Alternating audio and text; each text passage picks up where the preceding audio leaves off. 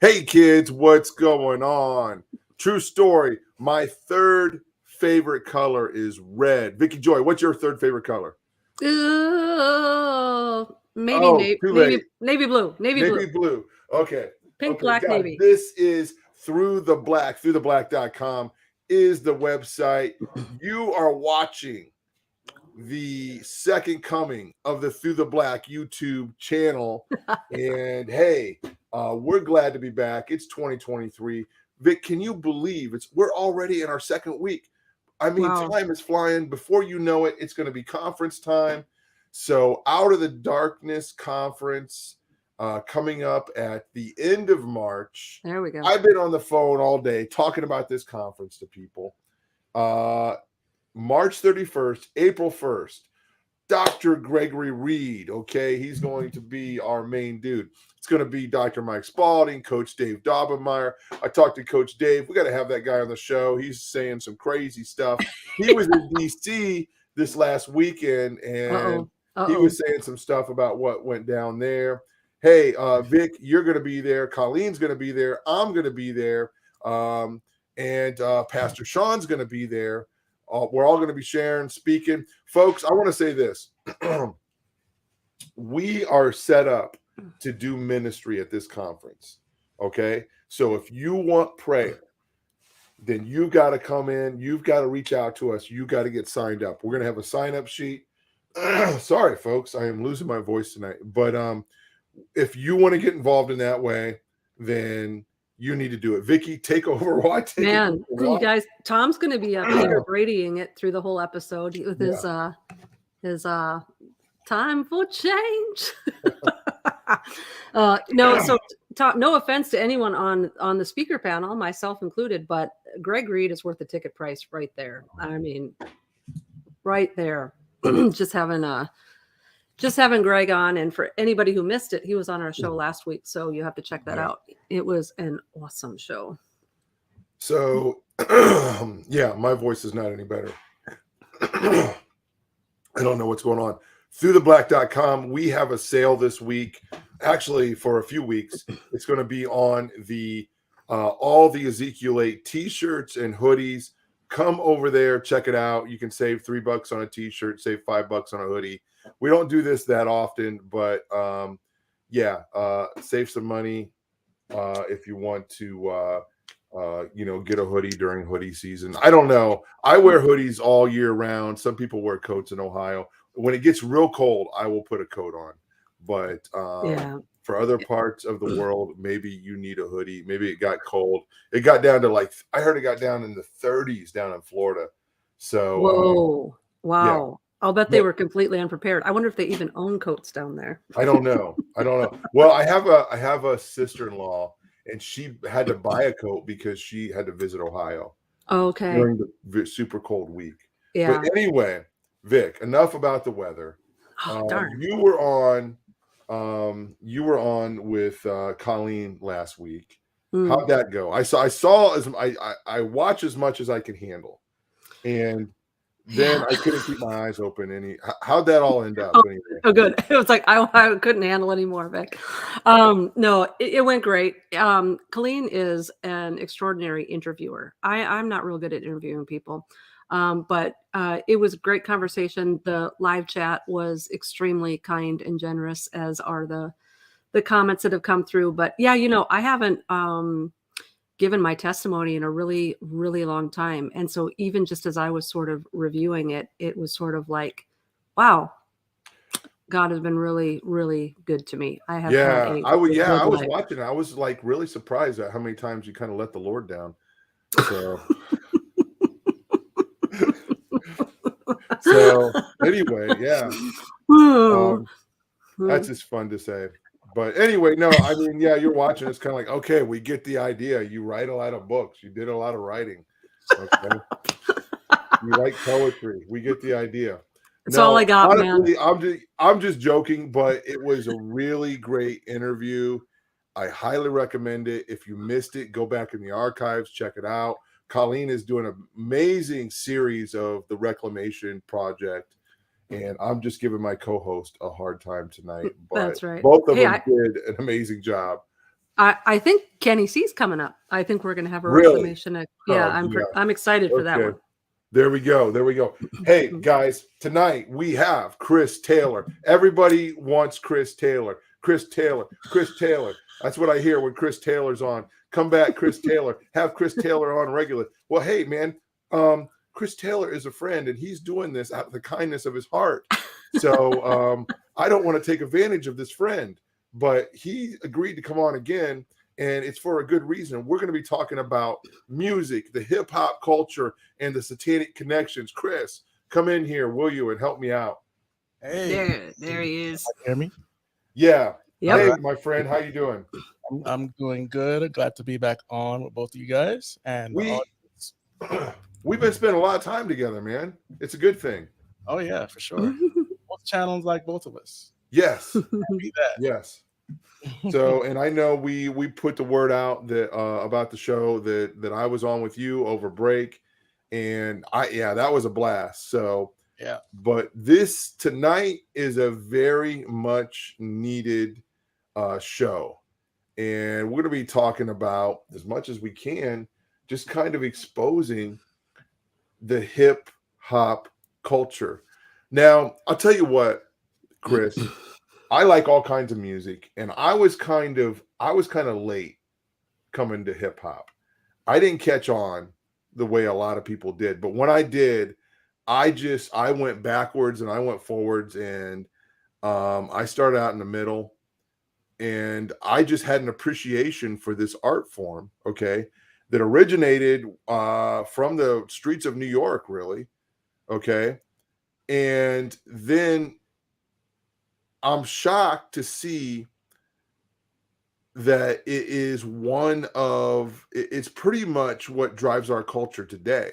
Now, let me say that I don't like the new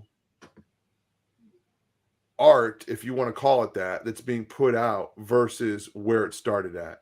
Yeah. So there's a lot to talk about, and I have questions, Vicky has questions, and you have answers. Where do we start? Can we start at the beginning of where hip hop started? I mean, we're going to talk about all kinds of music. I mean, in what influenced hip hop and all that stuff. It's relevant, okay? Right.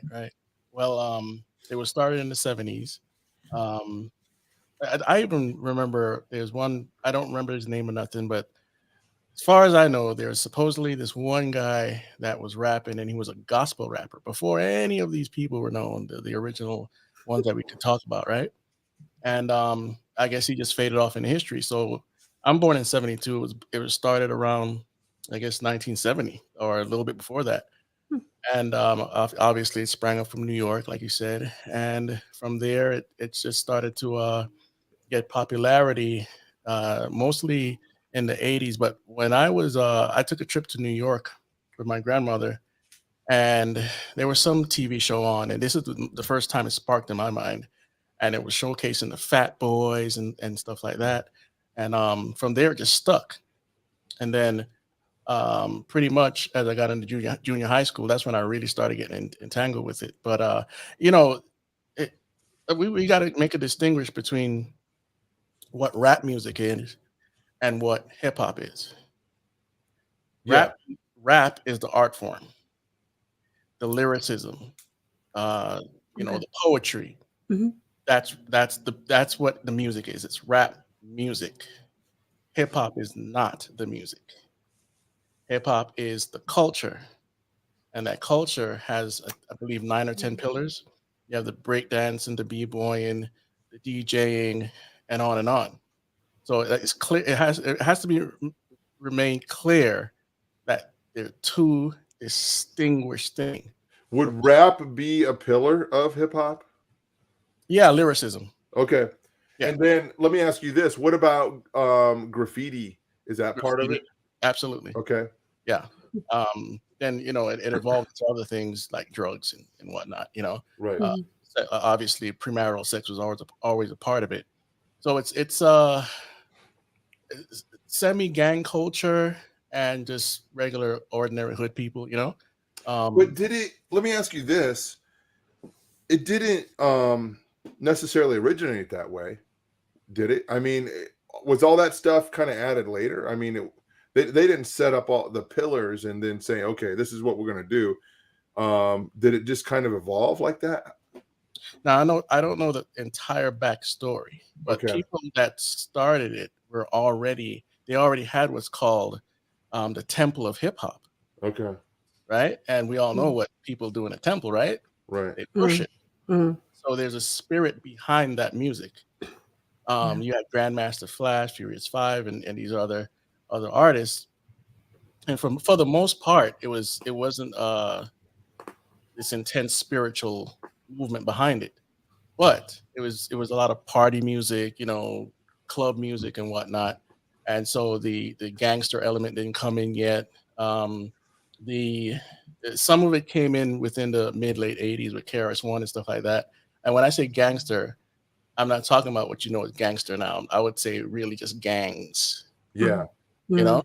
So, hey, well, let me interrupt you, Chris. Do you remember that song, Don't Push Me Because I'm Close to the Edge? Yeah. And I'm trying not to lose my head. It's been a Yeah. long, is that, I mean, Long time. see, I remember when I was a kid. Okay, it's not that funny, but listen. It kind of is. So, who sang that song? Oh, Melly Mel? Name that tune. Gotta be Melly Mel.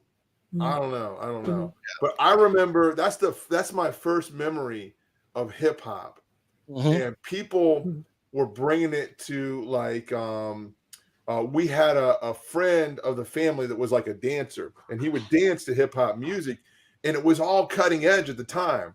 We were just like blown away. Okay, now I'm from Ohio, so it's a long cry from New York City, right?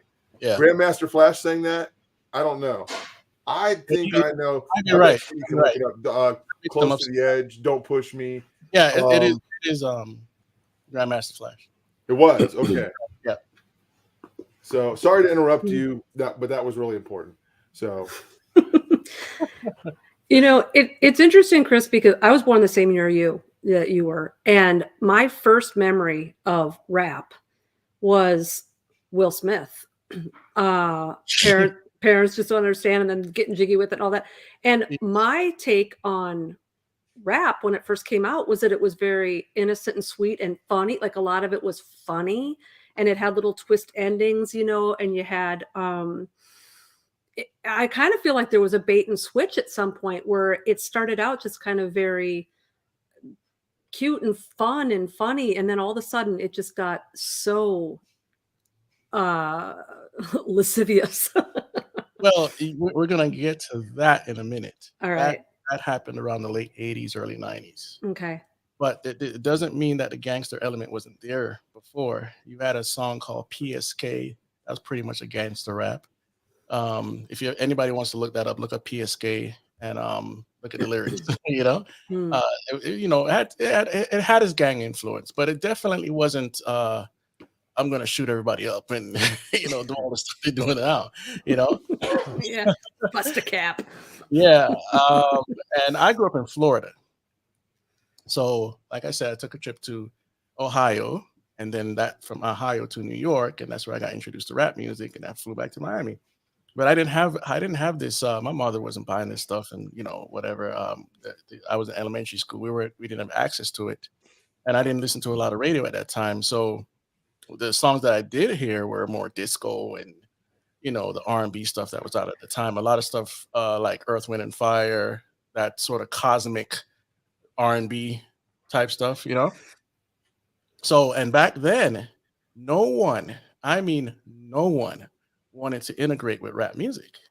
And it was this thing where we don't want to deal with these peasants. that's the attitude, It was considered a lower form of art, wasn't it? Yeah, absolutely.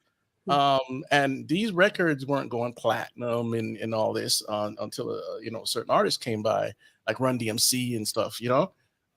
So I mentioned Miami for a reason, because at the same time that was growing in Miami, we had our underground scene, and it was mostly bass music. but some of that bass music came with the raunchiness, but not the raunchiness of Two Live Crew. Okay. You had artists like this is back to New York now. Mr. Big Stuff. Who was that again? Oh my gosh. Sorry about that, guys. I can't remember who said Mr. Big Stuff. He oh my gosh, this was a big song at the time. And the fat guy, man. Come on, guys. Help me out here. Heavy D. Heavy D, there we go. Yes, Heavy Yes. D. Ding ding ding ding. Yes. So he had the big song, Mr. Big Stuff, and that got me into it more and whatnot. And that was around the time that I started to go to Heavy D junior and the boys. Yeah, Heavy D and the boys. So in the beginning, you had Curtis Blow and all these people, and those songs picked up here and there. And we used to have the mixtapes, and we go buy the mixtapes or get the bootleg or whatnot, you know.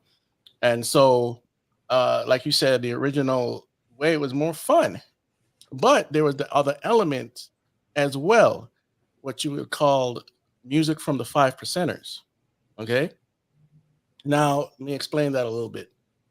So, one of the foundations of hip hop is out of the Afrocentric movement, and what we mistakenly call Islam.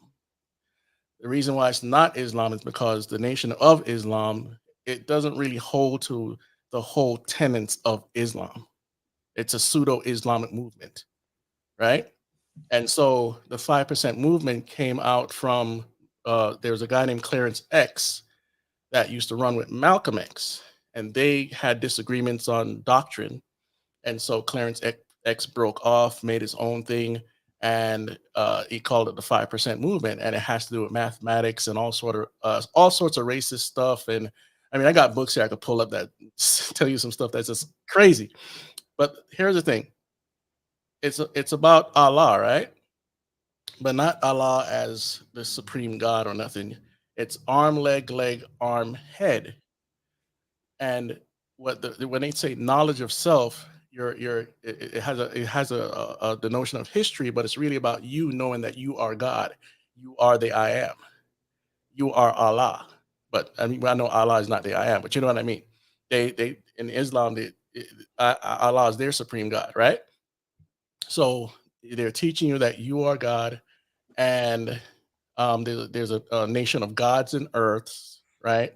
Because the male fertilizes the earth, and it goes on and on and on, right?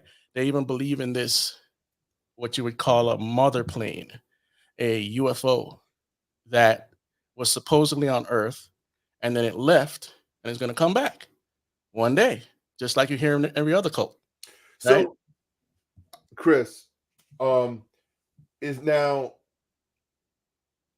I don't know. I studied Islam and Muslim belief. I don't want to misquote this, okay? But is this where they think, and people that are listening, they're going to think I'm trying to be funny now. I'm not. Somewhere, and I'm not sure where this fits in, they believe that the white man was a failed science experiment. Have you heard that before? Yes.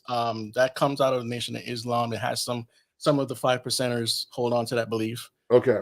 Pretty much a guy named Yaqub, some sort of mad scientist with a big old head, did experiments, genetic experiments, and out of those experiments came the white man. There's another tale where supposedly, I believe it's Moses. I hope I don't get this wrong, but I believe it's Moses. And this sounds funny too. Used a stick of dynamite to blow up a certain tribe, and out of that supposedly came the white man. It's a whole bunch of craziness in it. Okay, pseudo-religious, pseudo-science, all this stuff. And so one of the reasons I had to make that distinction, because they say that the black man is God. They are the original man, birthed from Africa, right? But just to give you a little biblical insight, why that's even if it's just totally wrong. But Adam is in Hebrew is Adamah, which means a person that was red like the earth. That's what Adam means. He's red like the earth. So there's no original white man, original black man, original. He was a red man, okay. And from there came every other people through Eve, of course, right? Right. So they have this superiority complex within the Nation of Islam, and in fact, the founder is not black; he's mixed and has had straight hair. If you ever look up the founder of Nation of Islam, so they have a lot of you know hypocrisy, Inconsistencies. Yeah. inconsistencies, hypocrisy, and all this stuff within there. And so, one of the reasons I'm bringing up and making a distinction between the Nation of Islam and the Five Percenters is because at the time, a lot of people would shove me stuff, or I would accidentally buy stuff that was full of 5% teacher. In the late 80s, early 90s, you had people like Poor Righteous Teachers, Brand Nubian, and all these people. They were teaching and becoming famous off their 5% teachings. No one listening knew. I mean, I knew. Well, a lot of people didn't know, and these songs were getting pretty popular at the time. This was, like I said, late early 90s. So also, the people like Jay-Z, he wears the 5%er chain at some of the games. You can look at pictures, you can find it, but they don't necessarily acknowledge him as a 5%er, and I don't know why. I don't know. What does the 5%er chain look like? Does it? It's a 7. It's a 7 circle with a star around it, like rays of light, a nimbus, right? Okay. You'll find a lot of I believe the whole Wu-Tang clan are 5%ers. Okay. But well, I remember I got in a debate one time at the pizza shop with a guy over the Wu-Tang clan because he was talking about, I was telling him what hypocrites they were because they sing about all of this just infidelities, right? And they're supposed to be right. Muslims, and true Muslims are very strict when it comes to premarital sex and stuff like that. But he was explaining to me that they can do whatever they want because of they have elite status or something like that. Yeah, I had a friend at the time. This was mid 90s. He came to me and said, "Hey, Chris, man, I'm gonna join this thing, and I get to do what I want and drink whatever." And at the time, I was already churched, so I said, "You know what? I don't think you should go towards that." Yeah, there he goes. I said, "I don't think you should go towards that because Jesus Christ is the only way, and I think you need to go back to church, man." He never joined, but I'm not going to say he became a Christian either. You know, I was glad I was able to detour him from that. So you guys remember Public Enemy and all these people? Yeah. They were involved in more Afrocentric, fight the power type thing, militant stuff that comes out of Nation of Islam. When I went to New York a second time, this was around 91, 92, I went to Chuck D's, the Public Enemy member, the lead rapper. I went to their store in New York, and I saw this stuff in there. He's got like a bookstore, doesn't he? Chuck D. Yeah. I went there. And so one of the reasons that I want to bring that up is this was very popular at the time. MTV played all this stuff day and night. Okay, so I was a kid that would go to school with the headphones on all the time, right? So I would listen to all these songs, and it didn't really take a solid root in my heart, but there were a lot of things that you hear today from like Black Lives Matter and all these other things. So they had a component of communism in there, Marxism, even though they didn't say those terms in their songs. And they're not the only ones. I mean, this was flooded through the music. And the 5%er stuff, I listened to it in the early mid to late 80s, and you had artists like King Son. He had the big old medallion. Rakim. A lot of people know who Rakim is. He said he's God. G's the 7-letter made, right? And he's really preaching to you on a lot of his records. Other records would go into like pseudo gangsterism and whatnot, But from the moment you pick up a Eric B. and Rakim record, you're getting taught 5% theology, right? So I never took hold to none of that. I just like the lyrics and whatnot. And of course the beats. Most people are going to tell you, I just like the beat. I don't care. Don't tell me none of this stuff. I just like the beat. Right. But we have to understand that music It's the only thing, the only influence in our life that when we can't stop it from getting in. And when it gets in, it affects every part of your brain. You can't stop it. When you go shopping at the store, guess what happens? It influences you when you're shopping. Even though you might have your mind on this one target, it still influences you, right? And especially if you're the type of woman that's susceptible to just shopping on a whim, you'll find yourself going all over the store, and they play the music, not just to calm your mood, but to help you shop. Hmm. Okay. So music affects every part of your brain.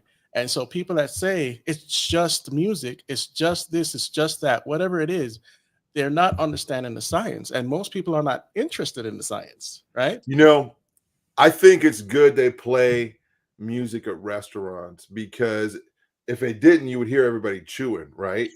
So you just have like a little bit of background music because I'm like, why do my kids are always telling me, man, you're chewing too loud. I'm like, I'm not chewing any louder than anybody else here. Why are you picking on me? Seriously, it happens like on a regular basis. So I'm trying to chew as quiet as I can. And I'm like, that's why they have music at restaurants. I mean, one of the reasons maybe Yeah, yeah, that they yeah. have music at restaurants. Sorry, I just thought of that because Yeah. I mean, Man.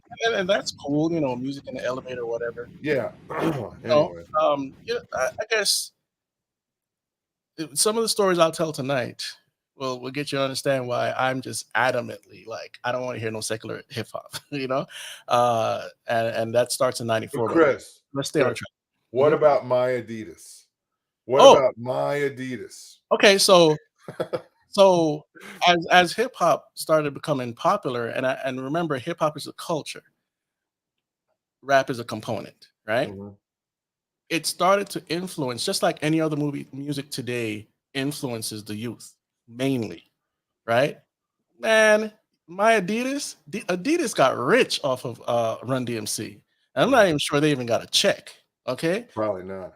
Hip hop, the hip hop culture till today sets trends. It is the number one trend setting music ever. Okay. Why can I say that? Because it has influenced every genre of music. Every genre. The other genres don't do that. They might do it a little bit, like say rock into classical music and vice versa. I love listening to movie scores like Hans Zimmer and stuff like that. There's hip hop in that too, you know? So it is the one music art form that I know outside of, let's say, maybe classical music, because classical music kind of goes everywhere. And say ritual music. You'll find ritual music all over the world and they sound the same. So it's just the one thing that I've noticed in my lifetime that has influenced every form of music and entertainment. So I think that's one thing that people need to know. The influence of hip hop is almost unstoppable. I mean, see, Mm. it has influenced gospel music, you know. Uh, Mhm. Mhm. I think that's an important point to make. Mhm. Well, Uh, and Chris, I find that interesting too, though, because even like Tom and I have done shows about this before too. mhm, You can go to like the widest echelons of music. You can go to heavy metal, you can go to rock, you can go to classic rock. You start honing in on who influenced those bands and specifically who influenced those guitar players. yeah, They're all going to go back to some ancient blues guy that no one's heard of, like Robert yeah, Johnson or something. So it's almost like rap is like the modern reiteration of that. Like if hip hop is now the foundation for all of the styles coming out, it really was that way in the past too, because I find that a lot of the music that's been popular over the last 50 years also came out of African American influences and their music and their gospel traditions and their musicianship as well. yeah, yeah. Because we play on different chords. It's not do re mi. It's something else. Doom da da doom doom da doom doom. Something like that. What some would call jungle music or whatever. But I mean, look at reggae. You go into reggae, which spawned itself from a cult, really. Rastafarianism Right. that went all over the world as well. You know, and I think sometimes it really has that spiritual component that many are not really identifying with at the time. until they figure out something else later, like 20 years later or whatnot. Because, say, for instance, Wu-Tang, they were influenced by the East, the martial arts movies and stuff like that, and even some of them, the samples that they took for their music came from that same sphere of the planet, the culture over there. And so you wouldn't really care or know unless you start going back to some of the old records. And some of the music I would hear from RZA, I'm like, where'd they get that from? And I go look, I'm like, oh snap, it's from some old Japanese song or whatnot, So we hip hop takes bits and pieces from all over the place, whether it's blues, whether it's religion, whatever, and it just most of it was thievery, honestly. But we don't care because it sounds good, and ultimately it comes back to this idea of we're living in a pagan world, so we can't expect them to do different, but the influence is definitely one of the things we're going to keep hitting on as we go. So, I want to. I know we're going to be talking about a bunch of this stuff, and we went back to the beginning. We've been just kind of going down these rabbit trails. I know I've been jumping in, asking questions, but really, right from the beginning, there was a dark influence in hip hop. Okay, and I mentioned this before. Think about the name Grandmaster Flash. Grandmaster is a rank in the Masons. Okay. And I mean, that's the best example, but there are other, you know what I'm saying? There are a lot of other examples like that in early hip hop. Okay. Yeah.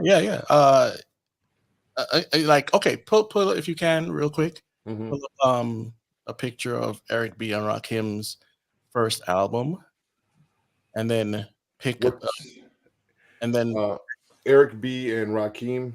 Yeah, and then you could pull up a picture of not Farrakhan, but Elijah Muhammad, and you'll see what the resemblance is like. Okay. Okay. We'll have Katie. Yeah, we'll see if Katie can work on that. But yeah. So, okay, so as Christians, we know that if it's not coming from God, it's coming from a dark force. Right. Some people don't believe that the satanic, the apparent satanic influence, that one that's in your face, was already there in the early 90s, like a group called Almighty RSO. The guy that started The Source, can't remember his name right now, The Source magazine, had a 666 carved into his haircut in a music video. Right? So their song wasn't talking about worshiping the devil, but they know what 666 means, And so you had these influences from some of these the newer rappers from the 90s. There's one I'm trying to remember right now, man. He talked about it says people worship 666 or something like none of us believe in God. They're claiming to be atheists, and they're talking about 666.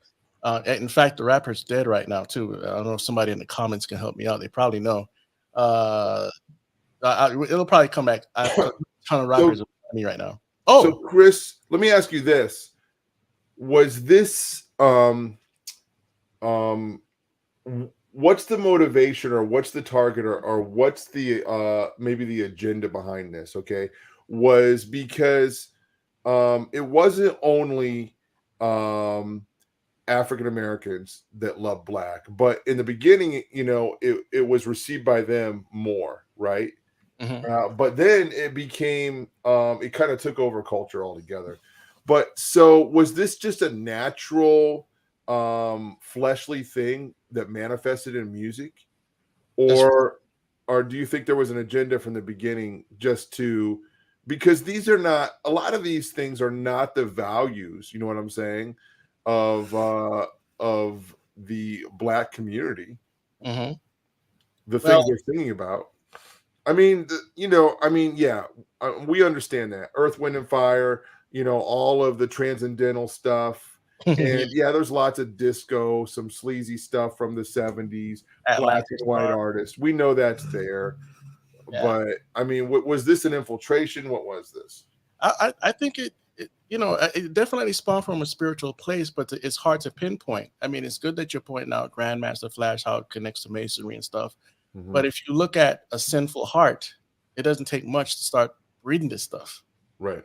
You're right. It's just that Mm. you have restrictions, like we didn't have the code that goes on the sticker that goes on the CDs. We didn't have it at first, and so there was no restriction, but people knew to kind of hold back. Don't come out with nothing stupid. You won't get played on the radio. Mhm. So we got regular music in a sense, you know. And then after a while, the underground, the people that were rapping on the underground, they started getting more popular. Like I said, these mixtapes would come out, no restrictions as well. And then the same people would start getting airplay, and then they'd have to start censoring the music. And then all of a sudden, when gangster rap came out and 2 Live Crew and stuff, then we got the stickers on the CD. You know, the NWA. So there was a progression, societally, culturally, that moved not just the Black community, but the community in general. See, here's the thing that most I don't know how many people know this, but when you go to footage of any rappers' concerts from back then, it was mostly white people, Mhm. right? And Mm. most of the Black community was more entrenched within urban communities. I'm not saying all poor or nothing like that, but urban communities. And so you wouldn't see a lot of that at the big arenas, right? Right. They were Sure. Run DMC and all these people were packing stadiums around the world, and so you would see mostly white people there. Mm. Yeah, so that's where a lot of the cultural influences started going global. So Paid in Full, you want to look up the album cover, and then there's another one. Oh man, there's one where he's wearing a hat. Maybe it's not Paid in Full. Maybe it's another album. But Rakim is wearing a hat that's similar to Elijah Muhammad. Mhm. I wish I had that prepared for. So see that hat? Oh, okay. And I think I saw it in there. Yeah. Oh, yeah. And this is Elijah Muhammad. Yeah. Mm. So and the point is, he was that dedicated to the Right. whole. So one of the questions you asked earlier, since we're kind of progressing here, is how did it turn into what it did today? This is factual. There was a guy that used to be on MTV and run it. He was like a producer or whatever, and he did a video. It was on YouTube for a while. I'm not sure if it's still up, but when BET got bought out by Viacom, they started changing things.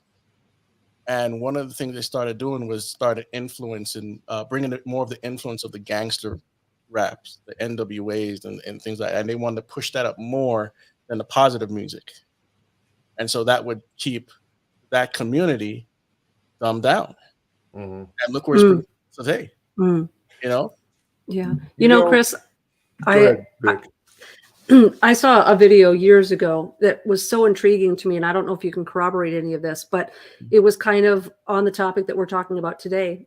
And it had sort of like a Tavistock spin to it, that this was a very intentional, created genre. And going along with what you just said about keeping people down, it was also, they said that there was an element of it where they kind of wanted to keep the white people in check too, by showing like, this people group is to be feared, and they said that it ended up blowing up in their face because the theory was that they never anticipated that suburban white kids would be interested in this music at all. So then, of course, they decided to capitalize on it because they could make money off of it. But have you ever heard anything like that? That this was sort of like a Tavistock sort of creation? No, I haven't heard that, but I could believe that based on just based on the origins of abortion and where they placed the first abortion mills. Yeah. And when they bought cocaine and crack and all that stuff into what neighborhoods they targeted first, right? And what spread out from those neighborhoods? Abortion and crack and whatever, So because here's the thing.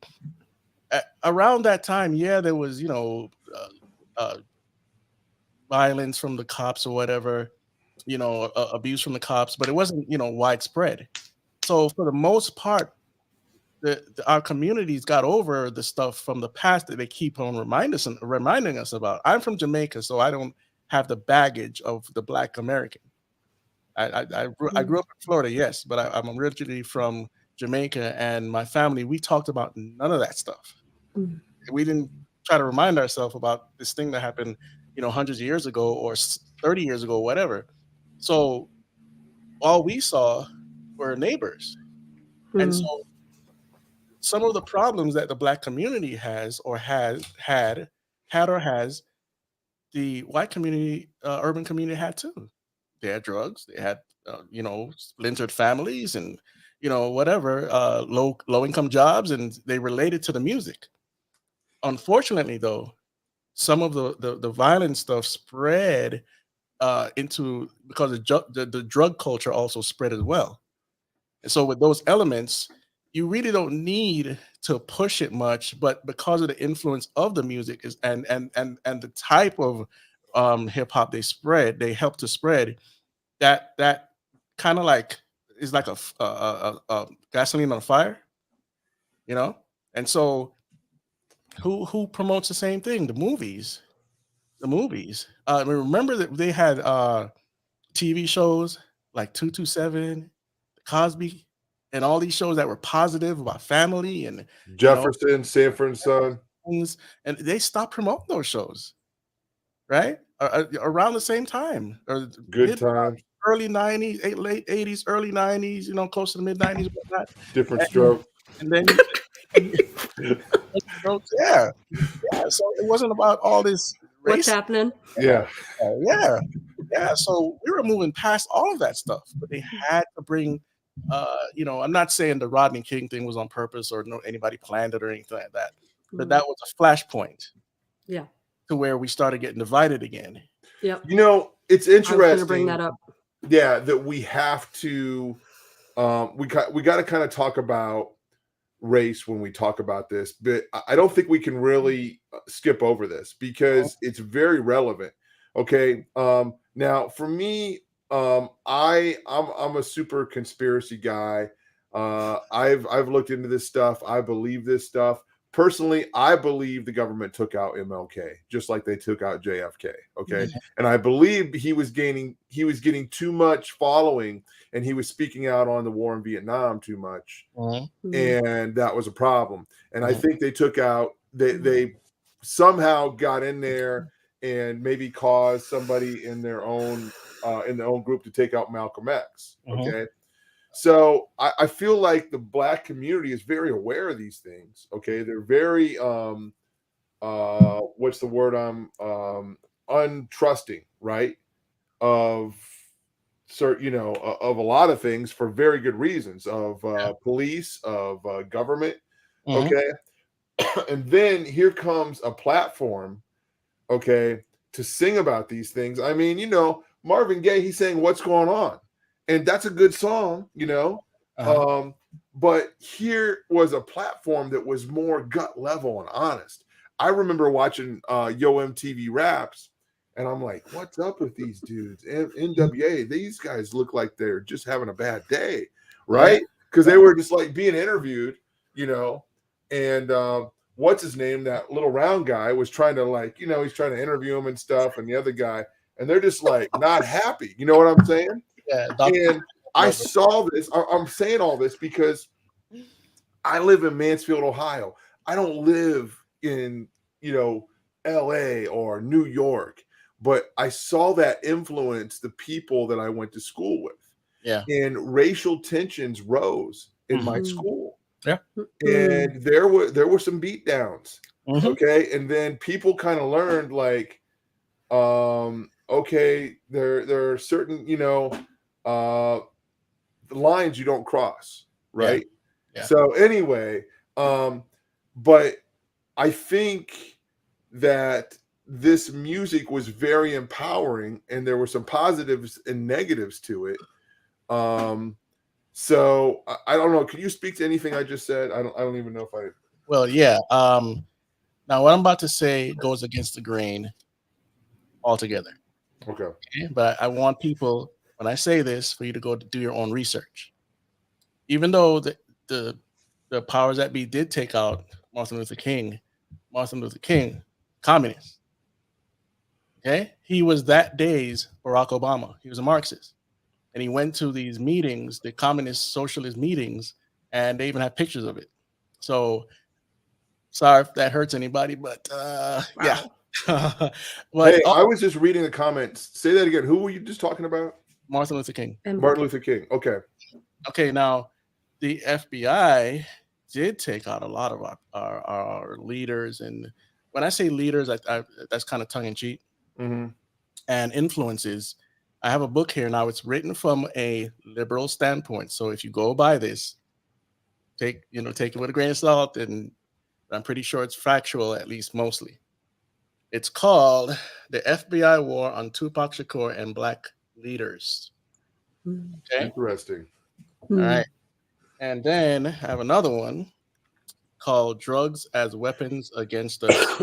This is by John L. Potash. The CIA murderous targeting of SDS, Panthers, Hendrix, Lenin, Cobain, Tupac, and other acts. Wow. Chris, that's another thing I was going to say. They took out King X, and they flooded the hood with cheap drugs because the Black Panther movement was getting too powerful. Yeah. And then, I mean, what about AIDS?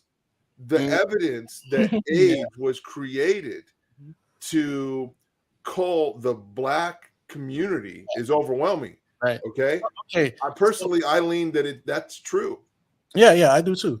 Here's the thing. Because all of these are flashpoints. Yeah. If you ever go and watch the documentary called MAFA 21, MAAFA, MAFA 21. That's one of the best informational documentaries you're going to find on the elites agenda with Planned Parenthood. But the reason I really want you to focus on this film is because they tell you all of the elite control that was at the time. They funded all the Rockefellers and all these, some of these Black politicians, like you got Jesse Jackson. They know that it's wrong for it to be happen, but they won't say anything because they don't want to get destroyed. And to me, that's cowardice. So this whole scheme starting from the whole Planned Parenthood thing, it dives into all sorts of issues, right? And what is it about? Is it just about culling the Black community? No, because these people feed on this stuff. And when I'm saying feeding, I mean they generate a lot of income off of this.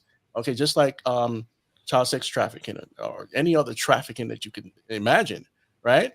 And so there's a money issue there. They run guns through the community, right? And you got the drugs, you got the guns, you got everything. I mean, I'm watching documentaries on different drug dealers, different gangs, different people that got the hubris to kind of like push this through the community.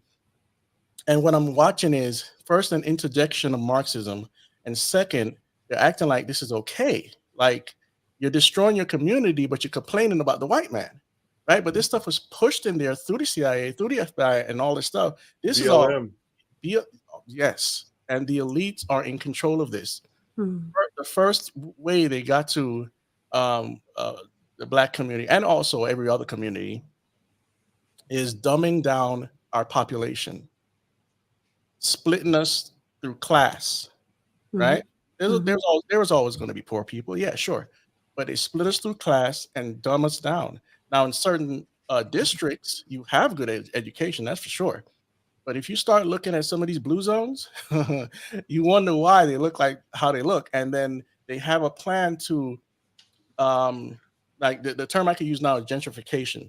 Gentrification is not always a bad thing, but there's another term I learned today, man, where they want to meld the communities what do you call it when like a corporation like buys up all these other, let's say a record company buys up the small record companies. What is that called again? I know what Okay. it's called, but I can't Like think of it right. a monopoly. Not monopoly, yes, but it leads to a monopoly. Okay. Oh man, I wish I remember the term right now. But anyway, that's the thing. It'll come to you. You have these pockets of people, and they're separated, and they're doing good. So what you do, buy this community, buy this community, buy this community, and you integrate them. And from there, you start to control them. And that's what they're doing. There's a place in Florida called South Beach. And this is where all the stars and whoever hangs out. And right down the street is the ghetto. I mean, literally a mile away.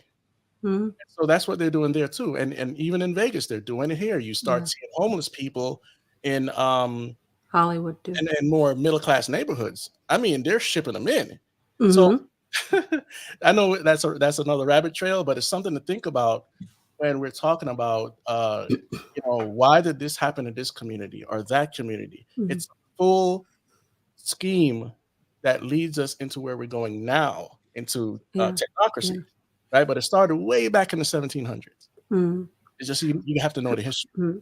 Well, and Chris, I'm beginning to think that their end goal was to eventually get the whites in there too, because I don't know how quickly the white people picked up on rap, but then I remember this trend in the 80s where it was brilliant marketing.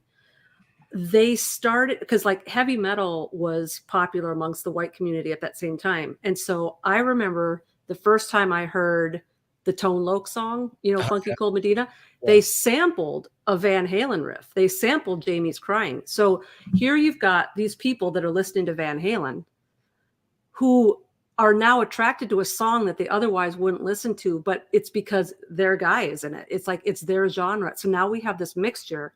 And then Aerosmith picked up on it, and Aerosmith and Run DMC did that duet of Walk This Way, and that blew up. And I think that song had a lot to do with all of a sudden why all the white communities were interested in rap all of a sudden. But you know what? I want to say something about this real quick.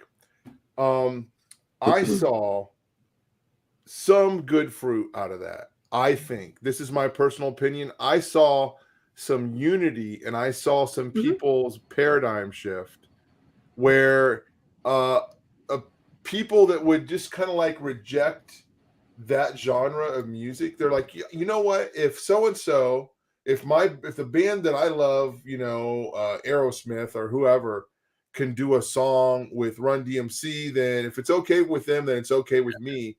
And I saw unity there. And then I think this is worth mentioning. In the 90s, I am telling you what, go back, remember the 90s and remember all the buddy movies. How many buddy movies was there? A white guy and a black guy. And Hollywood was making money, and these movies were hilarious. Every one of them, they were great. And I thought it was promoting unity. You know what I'm saying? Anyway, you're right. I mean, today with our Marxist climate, you got to watch out because they want to be a black person and everything, right? But what they're doing is they're taking what you're talking about and saying, okay, let's use that as a weapon now. Yes. That's where I'm going, Chris. I'm going like with the occult blinds. You know how occult literature, they have, this is what the stupid people think this is about. It's all about love and unity and getting together. But if you know all the esoteric little language we're using, the initiates know that this actually means something else. So on our thinking, because that's exactly what happened, Tom. All of a sudden, it's like, you got your chocolate and my peanut butter. You got your peanut butter and my chocolate. Hey, and then there was that in high school. All of a sudden, the black and the white kids were becoming friends. But that doesn't mean that they didn't have an ulterior motive or nefarious agenda beneath it. I remember people that I'm just going to call them prejudice. When they heard that Run DMC song with Aerosmith, they dislike rap so much. They're like, no way. This is not really. Run DMC did not approve this. They did not approve this, Yeah. And when they did, it shifted their paradigm. Yeah. Yeah. Yeah. I mean, hip hop, for any good that it did, it galvanized communities. Mm-hmm. Right? You had Mexicans and whites and blacks and people from the East, and this thing just spread out. It fanned out everywhere. And we're not talking about the negative influence. We're just talking about the whole rap Yeah. music genre. Yeah. And then it started going into Germany and Europe, period, and Japan and all these places you wouldn't think you would ever find rap music. In Africa, and then and they started rapping, you know. And the funny thing is, I found out that rap music, not rap music, but the art of battling with words, actually it goes into the Viking culture and some of the you want Wow. to call it Oriental Asian culture. Some of it is in there too. You just have to do kind of the research into battling with words and whatnot. Hmm. So Hey, it's folks. You guys are watching Through the Black. Our guest tonight, Chris Taylor from Don't Let Them Burn. We forgot to let people know about that. And his links are going to be below in the show notes. So make sure, you check out his website. You check out his YouTube channel. This guy, I don't know how he does it. He is just like pumping out. He's got like 9 different concepts and ideas. I don't know what you got going on over there. But every time I think I'm caught up, you've got like a different show or a different way that you're branding yourself.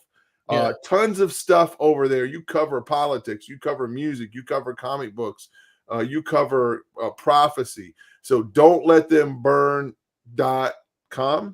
Yes. Okay, that's your website. Go there, support Chris, check it out, subscribe to the channel and all that. But we got to remember to do that again. Sorry, Chris. Let's continue on because this is getting good, man. All right, no problem.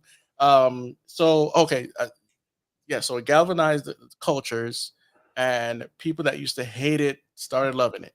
R&B singers didn't want to do anything with any rappers. Then guess what? The rap music started making them go platinum, and that continued throughout the 90s. All of these, and then it got into country music, and then I never thought that would happen. yeah, it got because the 90s, I was 92. I just turned 20, right? And so all the people at my age at that time now grown up, had kids, and now those kids are now, it's now 2023. They've grown up and they're starting their own record labels and doing their own music and whatnot. So they were influenced from what we were influenced by, right? And now they're creating stuff that we could even fathom it would even exist, a dubstep and all this other stuff, right? Dude, there's a really cool band out. Sorry. There's a really cool band. I can't remember their name, but it's like a bluegrass hip hop band. And they got a song out there, and it's really cool. I forget what they call it. They got a name for it. Sorry. But that shocks me that that's how much the cultures have mixed, things that were like oil and water before are now, making that music together. So and even Kirk Franklin, even though I don't listen to his music, his whole thing was about merging gospel with hip hop, which I believe was a dangerous thing, but whatever. And he did it. So right there, from that first record Stomp to everything that came after that, I mean, it flooded out into what you would call, I guess, the black gospel music type genre, or whatever, right? Everything had a hip hop feel, either hip hop or R&B feel to it, right?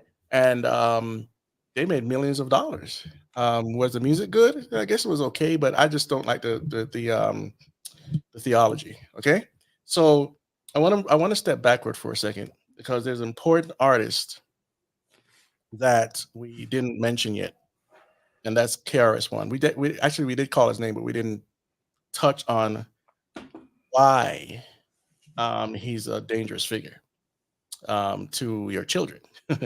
well, okay, let me KRS-One. This guy, he is the way I want to describe him, he's like a force to be reckoned with in the hip hop community. He is foundational, and what would somebody say about him? They would call him one of the kings, right? Yeah. So go ahead, Chris. Yeah. I listened to his music and the late '80s, and my friends would play it. And he wasn't really my style. I was more of a Rakim guy, but we listened to it, and he had some positive records with his group at the time. Stop the Violence, those sort of positive records and all that.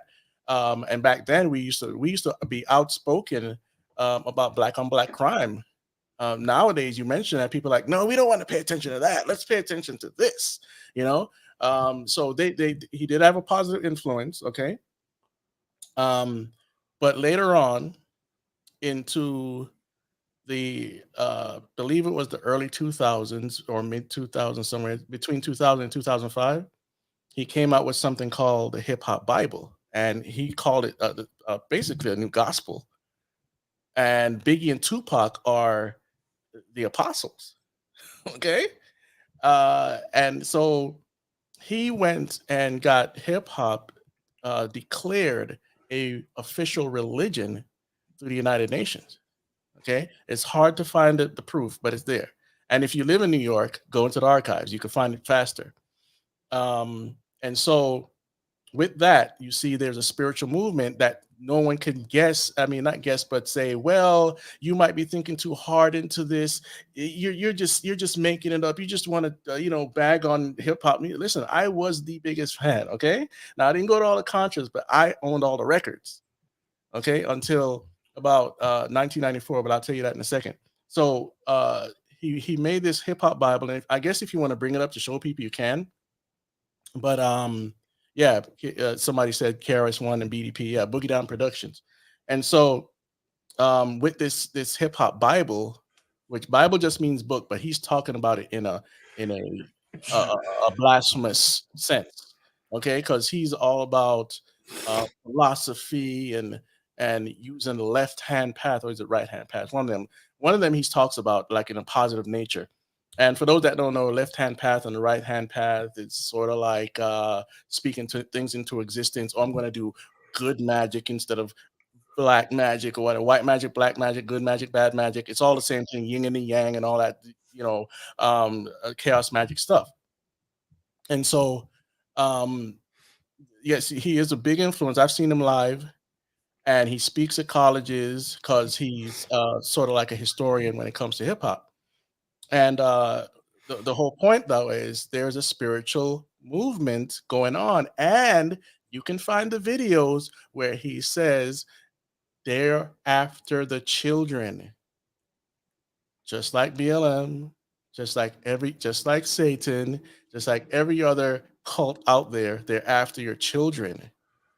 All right. Now you want to go dig in this book on your own if you want to do the research, but it is a spiritual movement, and it's been denounced a few times. It's not as popular as it was in the I think the mid 2000s. So, but it's still relevant.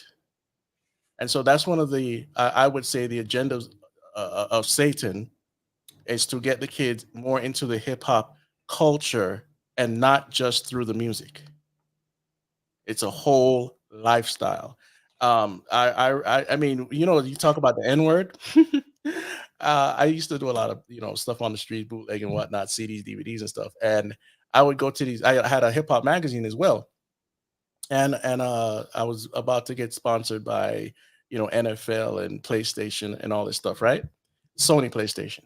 And anyway, I used to go to these concerts and whatnot. I had a popular mixtape in Miami. It was called Secret Weapons, and I would just watch people. I would observe everyone, and the N word is nothing, from Italians to black people to whatever. So the stuff they do in the media to say that, oh, this person's a racist, man, stop. Hip hop is full of that. They don't care. And I'm not even saying it's right, but they don't care. I've seen one Italian dude go up to another black guy, hey, you're my favorite nigger, man. And I'm just sitting back and laughing at this, So the culture has adopted that word. But the media wants to keep it as this agitator when they want to bring up stuff like George Floyd or whatever. And that's another point I want to bring up when it comes to the culture, because the culture, forget the music. Okay, let's go into when they hold up. You'll never hear about people like Thomas Sowell or other positive Black authors or inventors, they always want to hold up the people they want you to pay attention to, like Barack Obama, George Floyd, the person that got killed by a cop, and whatever. They want to hold them up as your patron saints, and to keep you dumbed down from finding books about economics, the true story of slavery, and all this stuff. If you ever, there's a book I have called by Thomas Sowell called Black Rednecks and White Liberals, right? And it's usually the white liberals that's pushing all of this garbage, right? Because it's sold out to Marxism. Yeah. But the reason why he called it Black Rednecks, and this might blow some of you guys away, it blew me away, is because the way we speak in the Black community, I be, I was, I this, I that, right? It came from the British Isles. The entire culture came from the British Isles. We adopted it once we were released from the slavery. We adopted that culture because we were intermingling with British people. Okay, and so to say that, oh, this community, that's just the way they talk. No, because if you go in Deep South, most of them talk the same, no matter what the color is. Excuse me again. Fascinating. I think everybody should read this book. Anyway, I I love want to that. put up this comment. This is a good comment here. It says hip hop is so weaponized. It's like I watch the neighborhood children morph, literally. yes, Mm, yes, mm. yes. And we're gonna get into some of that, some more of that in a minute. But just for its modern times here, why we're dealing with what we're dealing with, all of the division. Most of it started with Barack Obama, but I'm not going there right now. Know this, that all the stuff you see on TV, it's all about inclusion and diversity, but it's not including you. You're not included, okay? And so they're flooding the TVs, the movies, with all sorts of ethnicities because they want to demonize white people. Why? Yes. Do you remember the 80s? Mhm. And Michael Jackson was the #1 artist of all time, top selling 25 plus million records, Thriller. Yes. Bill Cosby, excuse me, I'm losing my voice. Mhm. I don't know what happened. Bill Cosby. Excuse me. Very Number popular. one show, yes. Yeah. Beloved by Yeah. Americans, not just Black Americans, but white Americans. They Yeah. made it the #1 show for how many years, right? Yeah. So, Yeah. I mean, does that say what's the message there, that white people love being entertained by Black people? Or black people are very talented, they're very funny, they're very gifted. I think all that's true. Okay. But there was something happening culturally and racially there. Yeah. You know what I'm saying? I think it's a general thing. Entertain me and I will laugh. I will smile. I will have good feelings. Give me good entertainment. Write a good story. Write a good play. Write a good sitcom. There's no problems. The only problems come when people bring it up. Like, what's the guy name?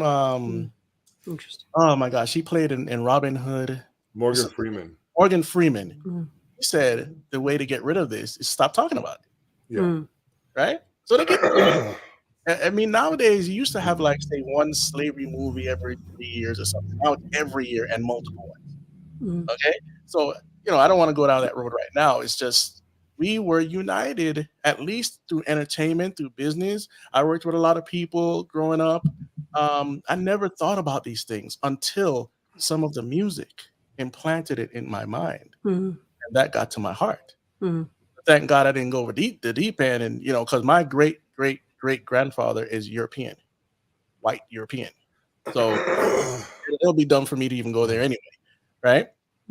So I think that's what's lost. The community's dumbed down, not entirely, not all, but for the most part, we listen to dumb music and we become dumber. I mean, look at how rappers turned out. I mean, you can't hardly. I remember people used to tell me, we can't understand the music. No, you really can't understand it now, right? It's almost embarrassing. Yeah, for in the people that are 90s, singing this. I mean, back in the late 80s, early 90s, you had Kool Moe Dee. Yeah, he was a Muslim, but he put out, he kind of like forced you to try to educate yourself. Knowledge is king. Okay, knowledge is king. I need to go read a book, right? And all these positive songs that were coming out. And then it just changed. There was some, and in the mid 90s, yeah, you had the Tupacs and the Biggies and the Mace, the P. Diddy and all this stuff. But Tupac put out a lot of positive songs. And Dear Mama, Brenda Had a Baby. There was another group, I can't remember their name right now, but they had a song about be a father to your child. It wasn't about abortion. It was about being a father to your child, because we were dealing with fatherlessness back then too, right? So they got rid of all of that. Those records couldn't sell anymore, right? And a lot of the rappers that I personally call them sellouts, they were making their lyricism was on point. They had an education. People like Nas, Jay-Z, and a bunch of others. It wasn't the best positive music, but they had lyricism that you could say, man, I need to step my game up if you're a rapper. Nowadays it's more like, I could dumb it down. I could just put out whatever and people just listen to it. And I don't listen to any of it. Sometimes I peek in to see what's out there and I peek right back out, but I just got rid of the whole thing. And that brings me to the story. I don't know if I told you guys before about what happened with I was listening to a lot of Wu-Tang Clan. So this is 1994. I had a job at a CD warehouse, and I would get everything, right? Aaliyah, anything that was out there, Brandy, all that stuff that was popping back then. And so I got hooked to Wu-Tang Clan. I got this was around 93, I believe, where the first song Protect Your Neck came out. I got the first cassette. Me and my friend would just ride around listening to that. And then the album came out and we just, play that all the time. So anyway, they started putting out different artists now, Method Man and whatnot. And the one of the more poetic writers, Jizza, he put out an album called Liquid Swords. And I would listen to this album constantly. I'm going to bed listening to it. I'm waking up listening to it. I'm driving to work listening to it. I'm driving back from work, I'm listening to it. I'm going to sleep and I'm listening. It was just a constant rotation. But at this point in my life, I said, you know what? I need to start going back to church. And within a week, I started getting held down to my bed. And it's not the first time it ever happened to me, but it never happened to the point where I'm like, oh, what is this?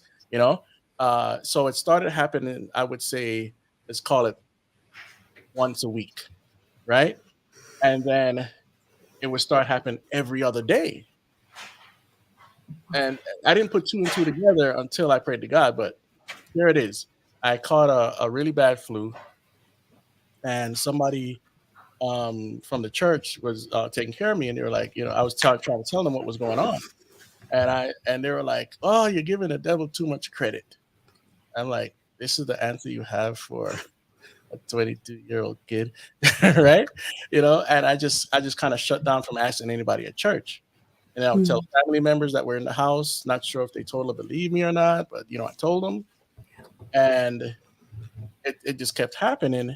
And then I said, okay, I'm going to get away from this thing. And the final night it actually happened. Okay, so what happened? I before the final night, I prayed to God. Didn't expect to answer or anything. I just prayed to God, and I was like, why is this thing happening to me? Because it was scary. There was one night I came home, and no one was home, and I looked, and I just felt something was watching me. Maybe I was just paranoid, but I felt like something was watching me, and I drove off. Didn't even go into my own home. I came back, and I said, okay, let me just go inside. Still felt like something was watching me, and I just turned on the lights. The crazy stuff we do. We think we can drive them away, right? Turned on the lights. I felt a little bit better, but eventually somebody came home, and I was like, okay, fine.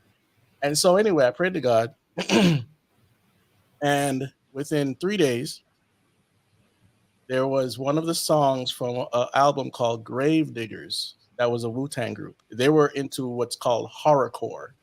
That was a genre they were trying to push heavily back then through Def Jam Records. So anyway, the song started playing. I think the song is called "Diary of a Mad Black Woman" or something like that.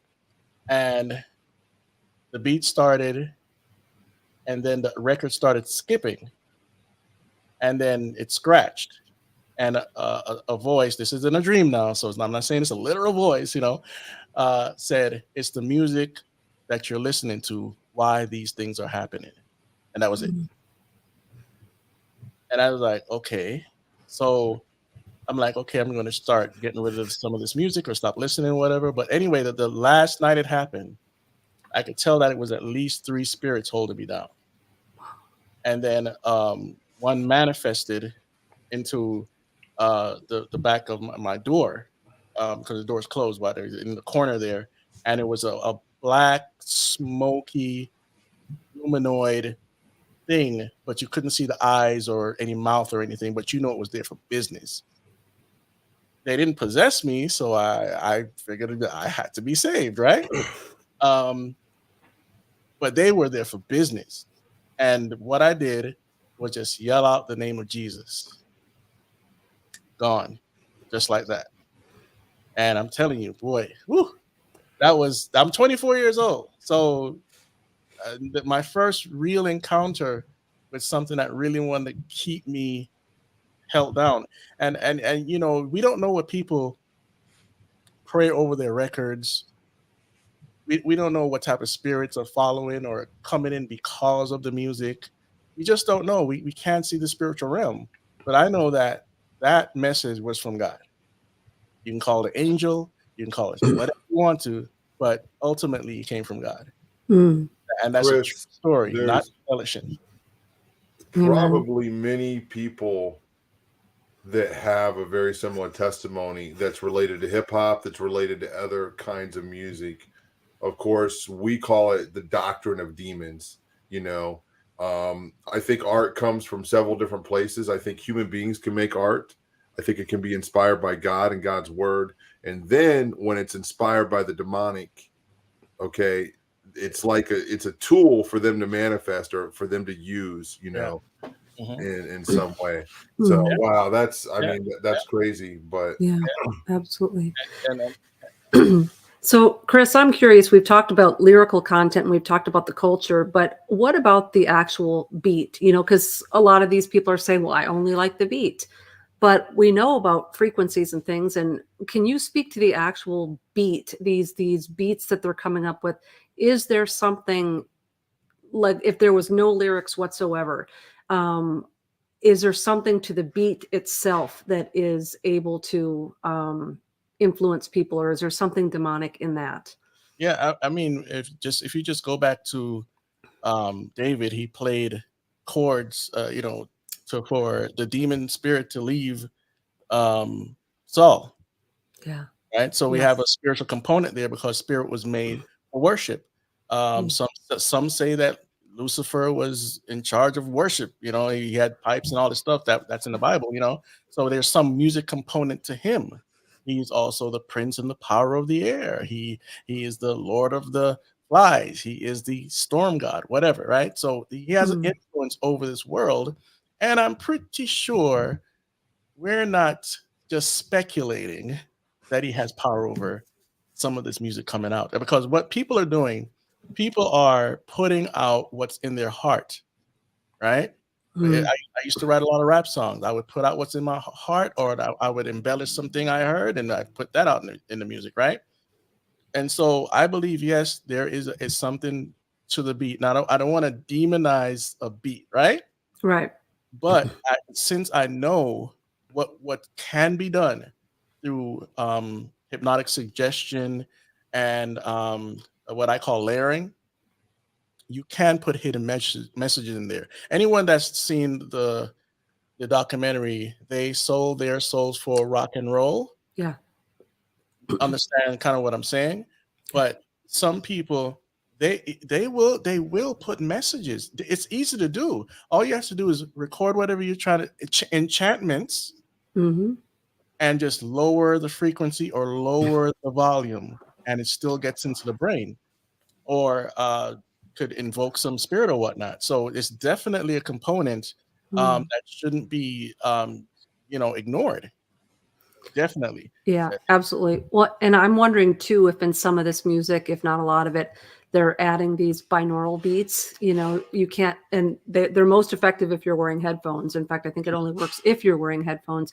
And there's certain beats that they can play that synchronize the left and right hemisphere of the brain, and it does open up altered states of consciousness. Yeah. And now you're susceptible to suggestions, etc. So Absolutely. I mean, look at the frequencies they do in Buddhism and Hinduism. They got the little bowl and it, whoa, whoa, whoa, whoa, whoa, yes, And then yes, you do the yoga pose or whatever, and then you invoke these spirits. Some people don't know that that's what they're doing, and sometimes it doesn't happen to them, but that's what they do, right? And it's usually go back to Daniel, right? We had Shadrach, Meshach, and Abednego.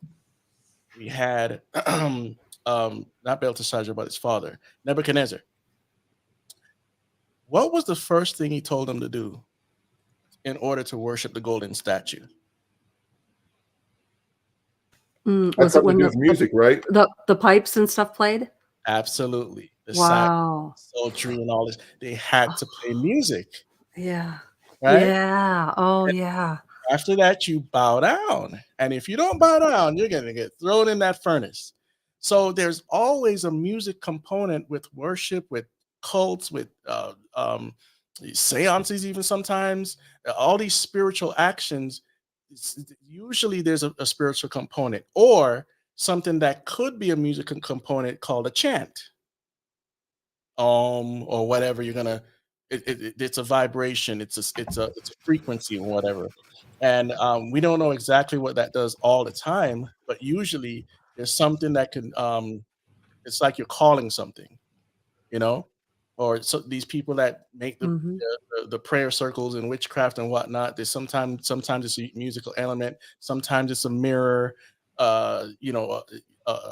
channel zero frequency. I mean, I can go on and on about that stuff, but I think it's something that is left out of a lot of talks when they're speaking on music, because it's very important to understand that a lot of this comes from the spiritual realm. Yeah, absolutely. And I think one could even argue that a lot of these methods, especially like the repetition and the chanting of the words, like the laws and things, is being incorporated into a lot of the modern worship music as well. Yeah, there's something that happened to a quote unquote pastor one time, and I believe it's still on the internet. You can look it up. Remember the song "Happy"? Yeah. All right. Pharrell is into alchemy. All right. And this pastor thought it was a good thing to play this song in the pulpit, and he dropped dead. He dropped dead. Whether he was a real Christian or not, you're desecrating holy ground. Oh my goodness. And he dropped dead. I think you can still find this on the internet. I pulled it up more than once. So I'm saying that because people want to bring all this stuff into the church, including hip hop. And I even did it. I'm guilty of it. And we don't know what we're doing. So let me ask you this, because there's a lot of people that have done Christian hip hop over the years, all the way back to the beginning. Okay. Yeah. There was a guy by the name of Michael Peace. There was PID. There was SFC. There was just DC Talk. Really DC Talk. Yeah.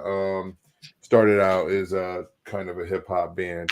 So, I mean, can you just respond to that for a minute? And it's still going on. I mean, it's become a big part of Christian music. Yeah. I mean, I personally don't use the label hip hop because, I put out a song in 2020. I personally don't use the label hip hop because I know the spiritual connotations behind the word. Okay. And some pastor one time, only he could validate what he said. It said that he was casting a spirit out of somebody, and the spirit called itself hip hop. Okay. So whether that's true or not, that's, interesting. Yeah. But rap, yeah. rap songs, rap beats, I'm all for it as long as um, my lyrics are serving God, or the lyrics of the rapper that I'm listening to is really serving God. What's going on in this industry?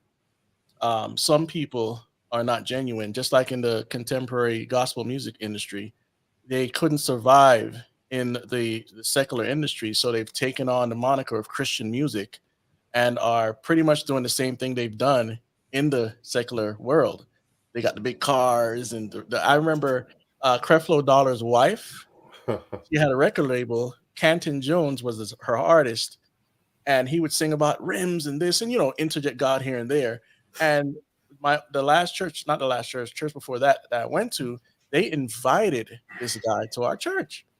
And at that time, I'm even worse than I am now as far as like pushing stuff back. And I didn't want to hear any of it.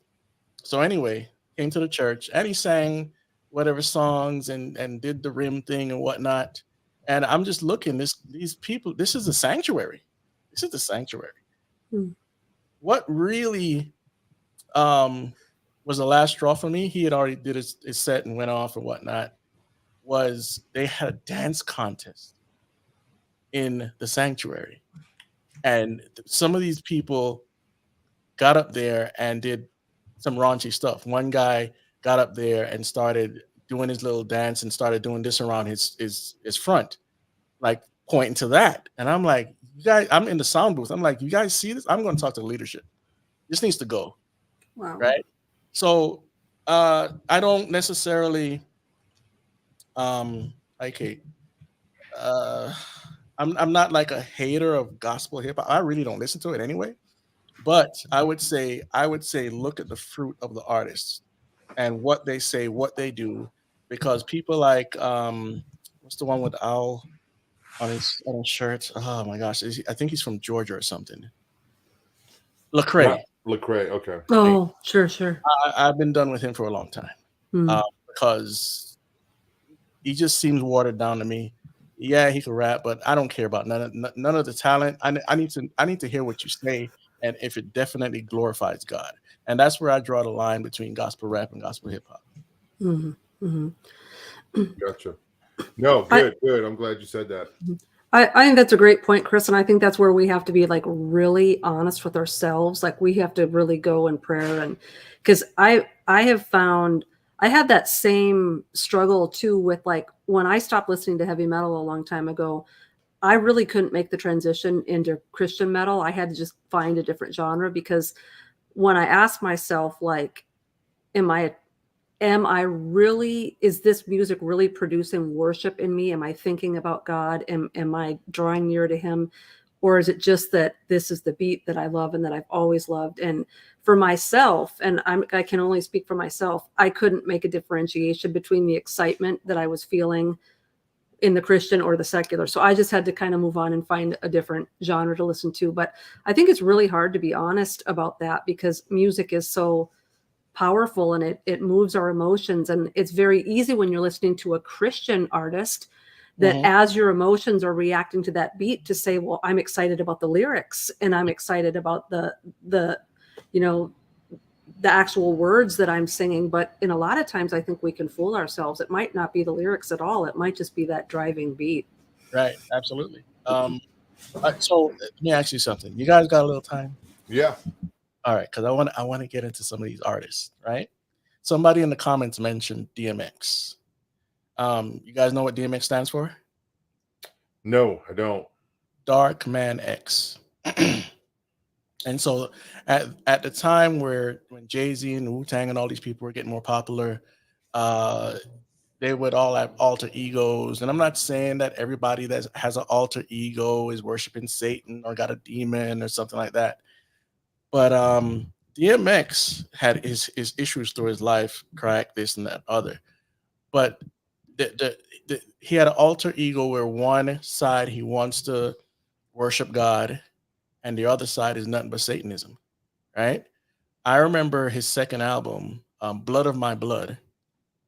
I believe that's the name of the album, Blood of My Blood. Is that the one with him in the bathtub? Yeah. Yeah.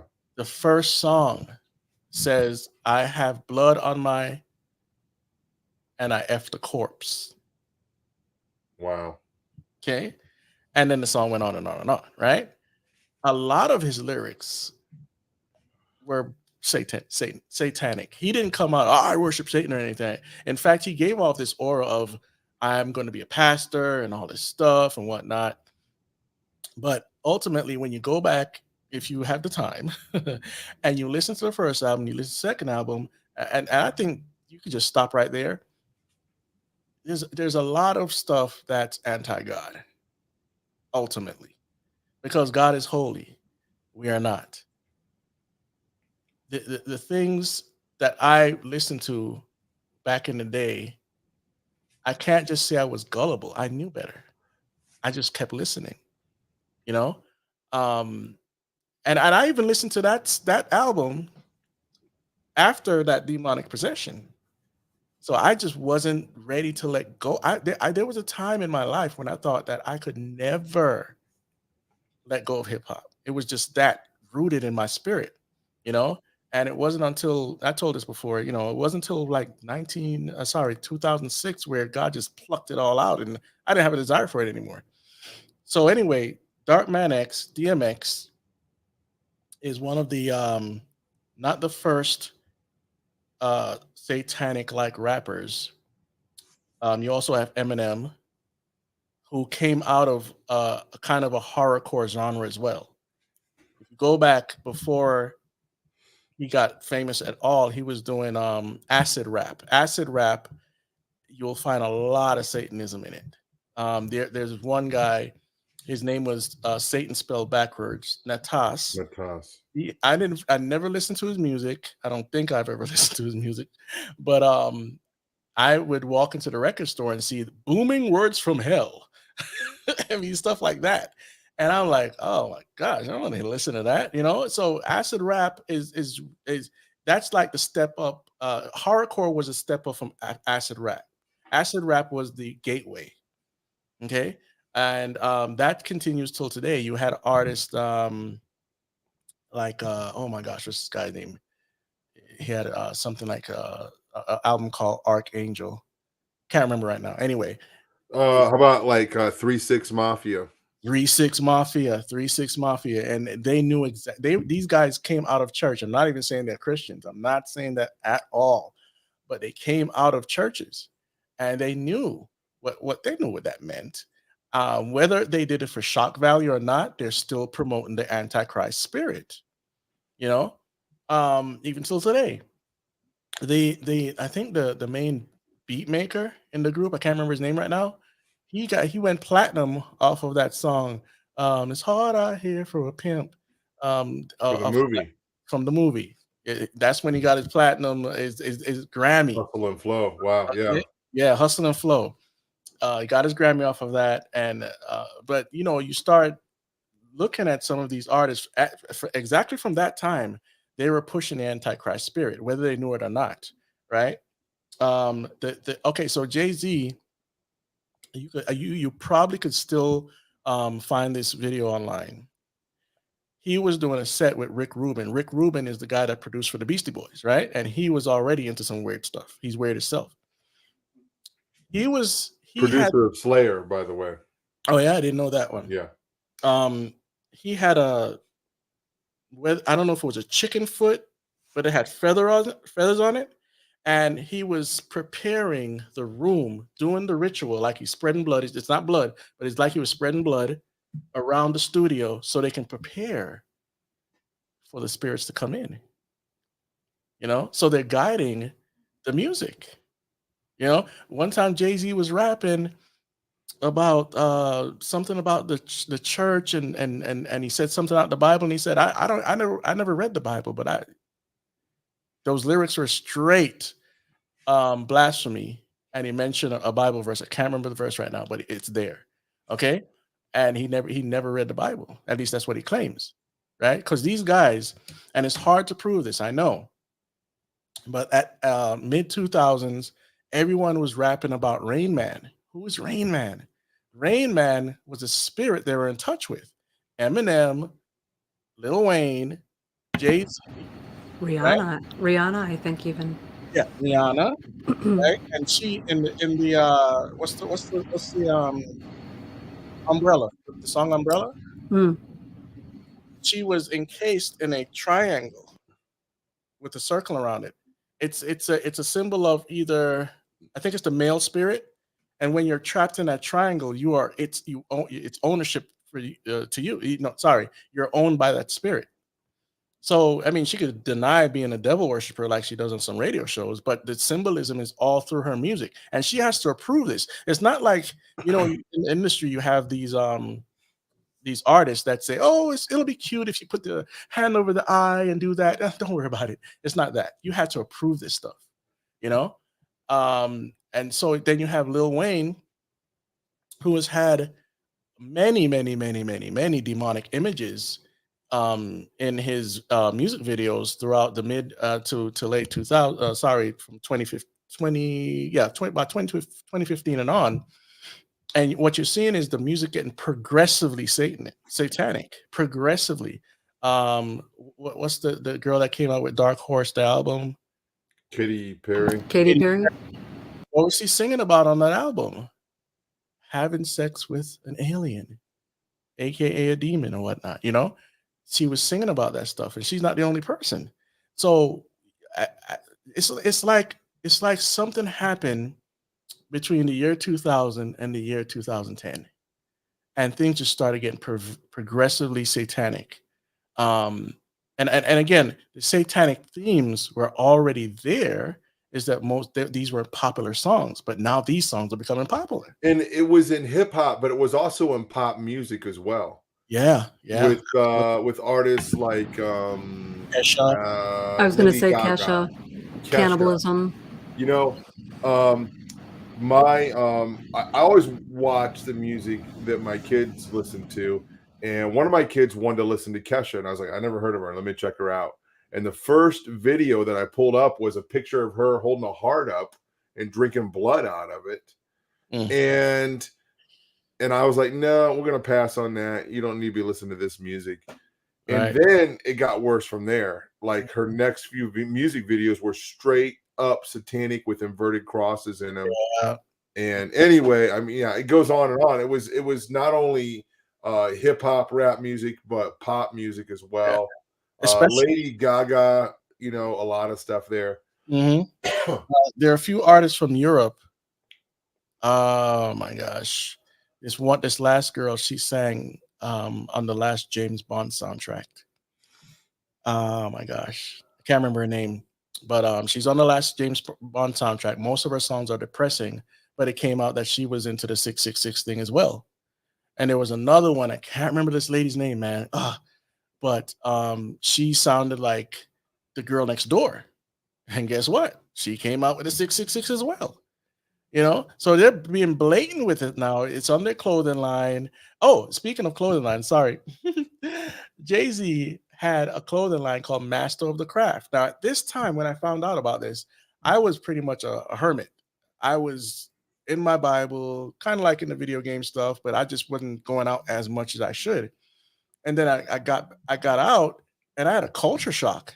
I went into the store that sells urban clothing and whatnot, and I'm seeing all this Masonic stuff all around the store. I'm like, what is this?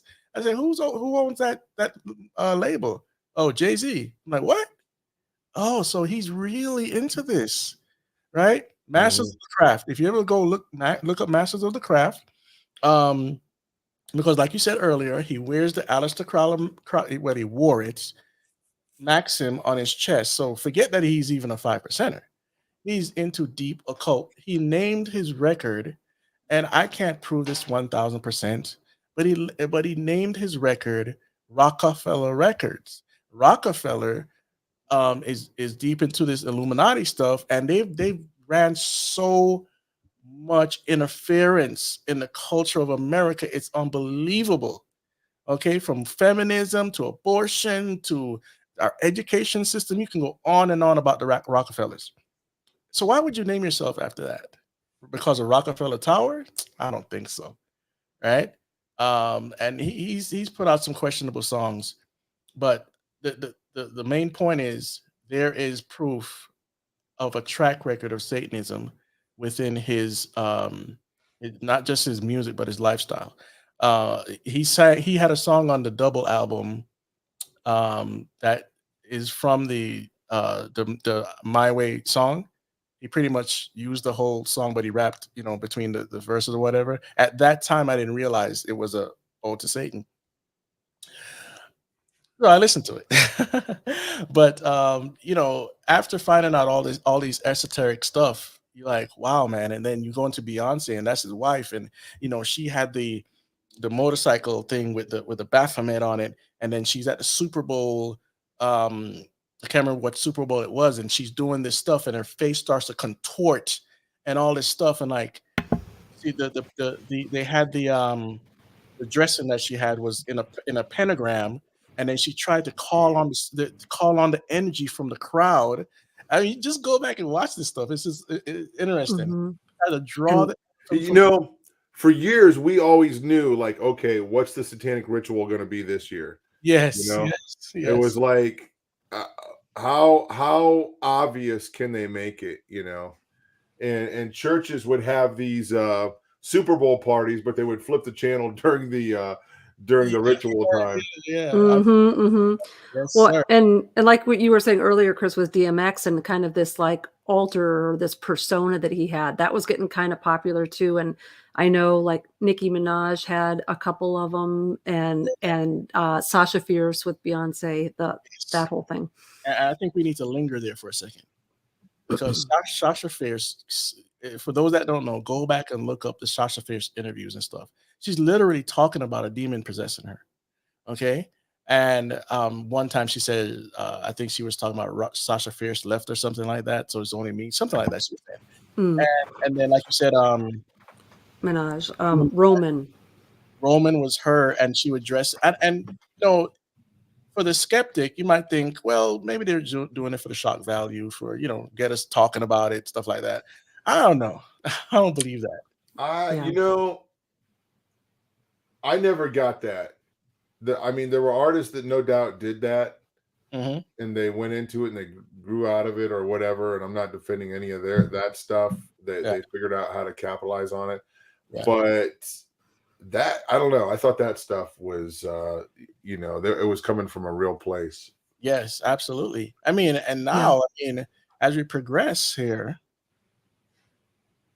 the hip hop that we're witnessing today, and again, it's not everybody, but a lot of these mumble rappers are blatantly putting out satanic themes, lighting up pentagrams, having their eyes turn white, doing all sorts of dark images, from Kodak Black, that's a rapper, Kodak Black, to a bunch of these other ones.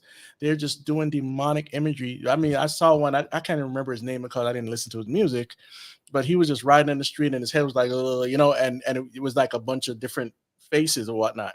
And then you had this other guy, he would just walk through the mall and whatnot, singing his song, and he'd talk about chakras and lighten up this incense and whatnot. I'm like, this is crazy. And other ones, they were at these I was watching a couple of hip hop documentaries on like the new stuff, and they were like, talking about satanic themes like they were nothing, like it's okay, it's cool. And I'm like, this is how bad it's gotten. and then we have okay, so Kesha is in a satanic cult, but it's like a sex slave cult, sort of like Nexium, right? But what people haven't noticed for decades is the OTO, Ordo Templi Orientis. Yeah. And this was founded by Aleister Crowley and the guy that founded Wicca. And pretty much it's a fraternity for the entertainers, to say it like that. And if you look up OTO, there's a magazine cover that you could find with there's a star in there. I don't know what her name is, but she has the OTO tattoo on her arm or something like that, or on her hip or something. And I'm like, this is getting very pervasive through the industry. But some people are just trying to make a living. They might not be saved or whatever, and they're just trying to get their talent out there, and they're not into this stuff. Mark Dice. You know who Mark Dice is? Yeah. He has a book about them trying to get him to do things. There is one artist, he never made it anywhere because he had to shut them down. He preached at my church when I wasn't even going there. It's before I even got there, and he was talking about how they literally had this white room that they had him go into, and he had to. The group members had to sign their names in blood, and he refused to, and that's why he never went anywhere. He just dropped it all, and so this thing is real. Chris, there was a famous recording or where somebody was talking about how they had compromised a lot of these artists through some kind of sexual humiliation or just some kind of compromise, like you mentioned, like signing in blood or whatever, and you got to get with the program, and we're going to make you rich, but this is what you got to do. Do you know what I'm talking about, or have you heard that? It's like 10 years ago. It was real popular. Well, there's another way they get you without signing your name in blood and stuff. Like anything, they set you up, right? So one of the ways they do it is, okay, you're this hot underground artist, or maybe you're not even that hot, but you're up for a record deal, and so you don't want to compromise. So what they'll do is, because your flesh is weak, they'll set you up at a party, and you'll get in there with a young lady, but you already drank whatever you drank, and so you think you're okay.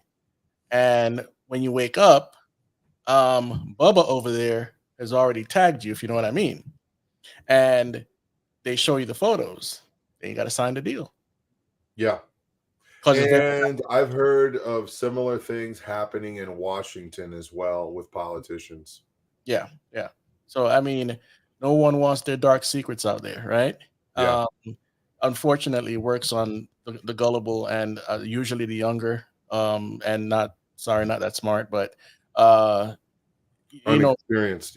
Yeah. From Scientology to any other cult, the music industry to me is a giant cult.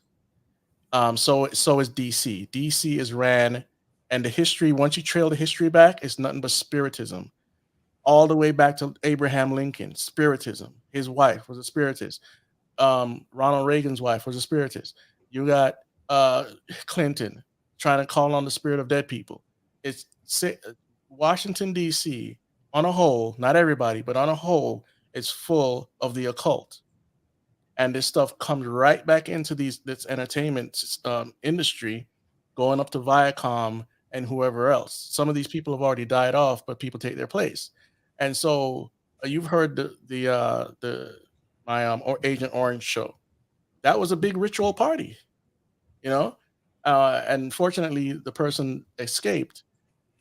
But who knows who was compromised there and went on to do other things, But what we're seeing, and all that stuff was secret, and now it's just out in the open. Witchcraft, or whether you want to call it Wicca or something else, has become the fastest growing religion in America. And so that's why we have the Portals of Baal being popular, and the 666 and all this stuff, and the Burning Man, even though that guy died, but you had other burns going on, and it started to become this global thing. And guess who was right in the middle of all that stuff? Hollywood. P. Diddy started going there, and other artists and stuff. So every year has started bringing more and more celebrities, because you know what? They get to do whatever they want. The first law of Satanism. So let me ask you this. There's so many things that we could talk about, and artists and exposures and things like that. And honestly, we could go on for hours. Okay. Yeah. Just talking about this stuff. So we're at an hour and 49 minutes now. Let me throw something out at you and just kind of get your response to it. Tupac. What happened to Tupac? He gunned down in the middle of the Las Vegas Strip after a fight. Yeah. Suge Knight was in the car with him. Was this just normal business, or was he taken out because he was trying to make a difference, or was he a negative influence? From all the documentaries I've seen, at least 6, it looks like he messed with the wrong people. He got close to the wrong people. He messed with the wrong people. There's one part where he got too close to this gangster guy, and it looks like he was trying to get away from him and whatnot. Then there's another part where he had a fight with these people in a casino, and they were, I think, Bloods, and that got real. I don't think the FBI took him out. I think he just messed around with the wrong people, and he was also trying to leave Suge Knight. Now, whether Suge Knight is guilty of that or not, I don't know. But there was an officer on that case. Let me make sure I'm not mixing up Biggie and Tupac. Okay. Weren't there some officers that were Masons? I'm not sure about that part. Okay. But I'm definitely sure that it was some gangsters. Yeah, that's right. That had a hit out on him. They had a hit out on him. And I think that's what really happened. Mm-hmm. Because every single documentary I see leads to the same point. Mm-hmm. Now, Biggie's a different issue. But well, you brought him up. Let's talk about him real quick. I don't think it was I don't think it was Sean Puffy Combs that took him out. That's the conspiracy theory. I don't think so either, but he went to Los Angeles at a time when he shouldn't have. He didn't wait for things to cool down. And he said things that were inflammatory to the situation. And I watched a couple of documentaries on this too. It's like it always comes back to the same thing. A hit. There was a hit. And I don't think it had to really do with, because the whole East Coast, West Coast beef thing, that was a thing made up within the culture. The music was going on. Tupac had beef with him, and he slept with his wife, and all this stuff was flying around. But these guys used to be like best friends, you know? Mm-hmm. But they were even trying to squash the whole thing, you know? So I just don't think that it was like the FBI or, some other agency trying to take him out. Tupac, that could be a possibility, but I don't think that's what it is, because see, the difference between Tupac and Biggie was Tupac was getting a lot of more positive results from the community, and I was one of his biggest fans. Like I said, he had Dear Mama and all this stuff. Brenda Had a Baby, and not all of his songs are positive, but he was going down this gangster route because he was around the gangster elements. He was not a gangster. Yeah, he shot off some gun by accident, AK-47, blah blah blah. He was not a gangster. Okay, so I think the he came out of sorry, I gotta say this guy's name. The Humpty Hump band. Absolutely, yeah, Humpty Hump. Yeah. If you don't know what I'm talking about, I'm sorry, but there's a sound bite for you, Katie. Yeah. Anyway. Yeah, but I hate mixing up the two, man, because there was a cop on one of those cases that was in LA, so it sounded like it might point to Biggie. Okay. That he was getting very close to the evidence. He pretty much knew the car the person drove and that he was a Blood. And guess what? He was told to stand down. And if you ever look up the cop that was on the case, you'll see his story. He was told to stand down. They didn't want to touch the case anymore. It was just like, throw it out. So he got very close to solving the case. I think he solved it. Well, but nobody's ever even been indicted on either one of those cases. No. Two of the biggest artists in hip hop, murdered, and we have not even a suspect. Right. Insane. Yeah.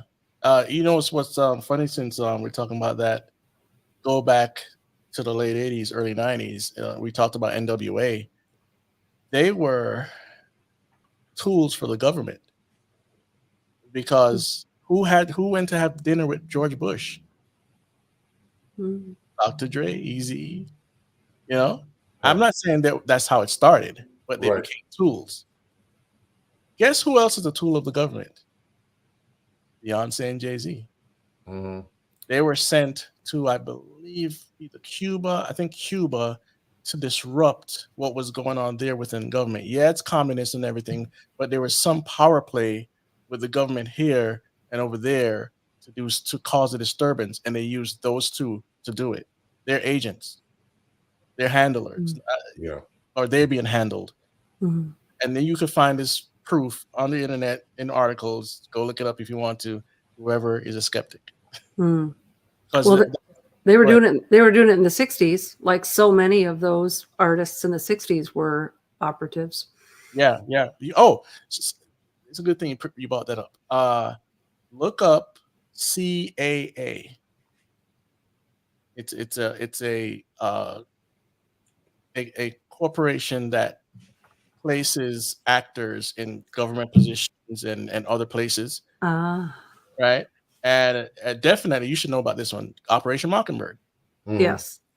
And this also goes into music as well, like you said before, and the book I have here, it goes into a lot of the people that were used to undermine our culture with the sexual revolution and all that stuff, that crazy stuff that went on back there. Feminist movement. Yeah, the feminist movement and Yep. all that stuff. So I would say when looking at a lot of this thing in a overarching sense, think government.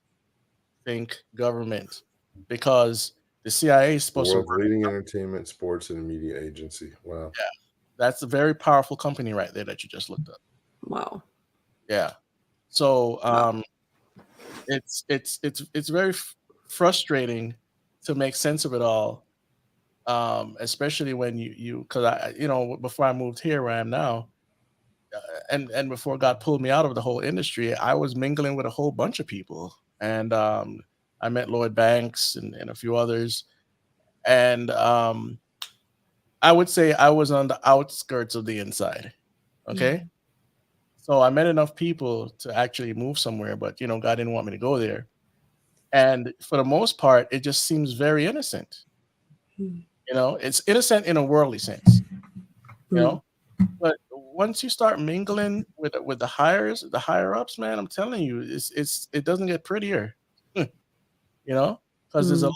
lot of people, a lot of guys getting uh raped, literally, and they can't talk about it. One person said that hip hop is ran by a gay mafia, Mhm. and that's not hard to believe today, right? Um, so there's all sorts of intricate details within the music industry. If you just stop right there, that can be extrapolated once you read a couple good books. Mm. Beware of videos online that try to make stuff too outlandish. Mm. Well, Okay. I don't know, and we've talked about this book before. Is Weird Scenes Inside the Canyon. Hmm. So, which talks about all the music from the '60s that came out of Laurel Canyon, and the parents of these musicians were in military intelligence. So, yeah, and by David McGowan, who wrote the book Program to Kill, which connects the serial killers to Satanism. Anyway, Yeah. Yeah. wow. Chris, I don't know. I feel like we covered so much, but we didn't even get started, honestly. Yeah. Um, give everybody again your website that they can find all your stuff, what you have coming up, all that stuff. Don'tLetThemBurn.com. And of course, the YouTube channel is the main hub. You can find me I'm very active on Twitter nowadays, but if you want to follow my Twitter channel. No, sorry, not my Twitter, but my Telegram channel. Telegram. I'm active on Twitter, but go and try to follow me on Telegram because I post stuff there that I'm not talking about on my program. I don't have time to keep up with everything, but I'm also sharing resources like books and stuff for you to help yourself. And again, the ultimate message is about Jesus Christ and the gospel, but then we expose darkness, talk about Bible prophecy, and we dovetail into 12 categories so that everything isn't conflated into one show, right? So, if you're interested, follow me there. I'm writing a book right now called Hollywood Matrix Cinema Decoded. Wow. And it's partly a testimony, a bio of my life within my experiences with the movie genre. And then I go from there and I start to break down some of the elements within some of these movies to show you exactly what you've been fed for the years. Hmm. So hopefully I can come up with that book by summer. Awesome. And that's it. That's what I'm up to. Chris, okay, just Wow. one more thing. What about Snoop Dogg, man? Snoop Dogg seems so lovable, man. You know what I'm saying? Oh, man. I mean, he was the bad guy. I mean, he knew he was a bad influence, and I know he smokes a lot of dope now, but I feel like I want to give him a hug when I see him, and just say, Snoop, let me pray for you. I mean, hopefully one day you can do that, man. Snoop is through the influence of Dr. Dre. Dr. Dre is a big influence on our culture. The artists that he promotes. But from the onset, I mean, as soon as Doggy Style dropped, and the Chronic and all this stuff, he was a bad influence. Yes, it was bad, but the music was so good, right? But after I kind of stopped listening to him, I kept watching, and then he bought a porn company, right? So I'm Snoop like, Dogg oh, did? yeah, look it up. Yeah, he owned a porn company. wow. I'm not sure if he still owns it, but he did own one. And so he went from bad to worse, right? Hasn't he been married to his high school sweetheart for? Yeah. But I guess she don't care, right? He also, as a spiritual component, came out with a gospel album, right?